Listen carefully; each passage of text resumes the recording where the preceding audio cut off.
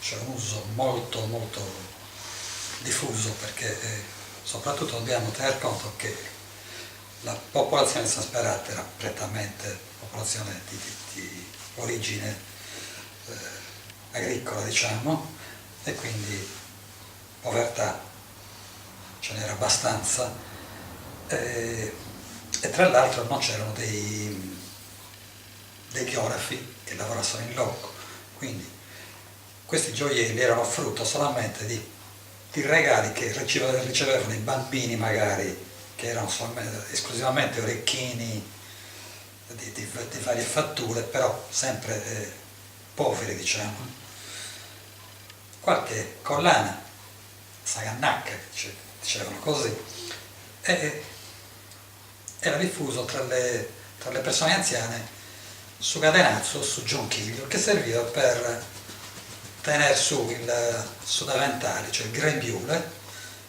buono che indossavano quando andavano a messa o per le ricorrenze, così. Ecco, c'erano quei gioielli che avevano un valore scaramantico tipo Saveggia,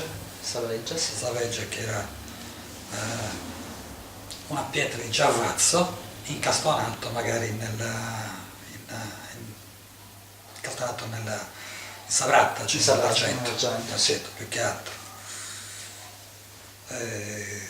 Che era o di giavazzo, oppure anche qualche pietra onice, che aveva la figura del sogo buono,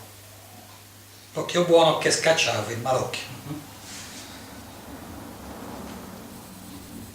Poi gli orecchini regalavano gli orecchini proprio per praticare il foro, che era un piccolo, un orecchino rotondo, tipo anellino, diciamo, quasi, di piccola fattura, e poi gli orecchini che soprattutto regalava la madrina alle femminucce, ed erano quelle all'antione, che erano d'oro, però quell'oro grezzo, diciamo, che aveva più rame che oro. Rossiccio proprio. Mentre qualche persona o di famiglia un po' più agiata, loro avevano sagannacca pivionsi, che era fatta in filigrana soprattutto, oppure anche i bottoni per reggere magari uno scialle o una camicia, che erano di tipo marmillare, cioè sempre in filigrana, culminavano tipo magari con una pietra, qualche spilla, qualche spillo per fermare il fazzoletto delle persone anziane, e rara volta quegli spilli da portare al petto, che avevano motivo floreale con delle gemme incastonate, ma pochissime, raro era quello.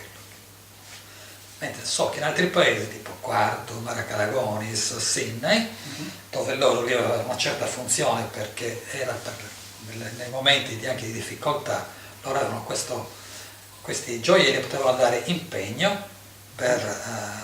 magari per ricevere dei prestiti anche in denaro. In fondo a sa maniera mi scuriga su loro